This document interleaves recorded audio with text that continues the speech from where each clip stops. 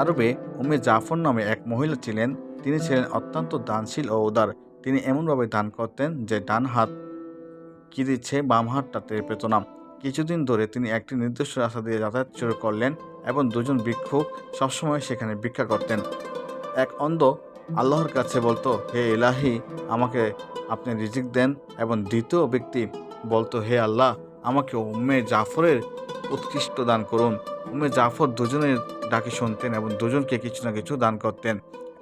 যে আল্লাহর অনুগ্রহ চাইতো তাকে 2 দিরহাম দিত, এবং যে উম্মে জাফরের অনুসরণ করত তাকে একটি ভাজা মুরগি দিতেন। মজার ব্যাপার হলো, যাকে ভাজা মুরগি দেওয়া হতো সে তার মুরগিটি অন্য অন্ধের কাছে 2 দিরহামে বিক্রি করে দিত। এভাবে অনেক দিন চলল।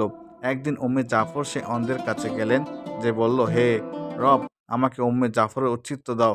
উম্মে জাফর তাকে জিজ্ঞেস করলেন, তুমি কি 100 দিনার পেয়েছ?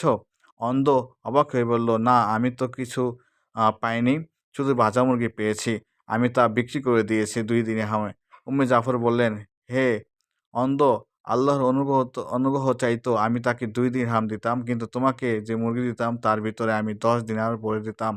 একথা শুনে অন্ধ নিজের মাথা চাপড়াতে লাগলো আর চিৎকার করে বলল, হে হায় হায়, আমার কি দুর্ভাগ্য!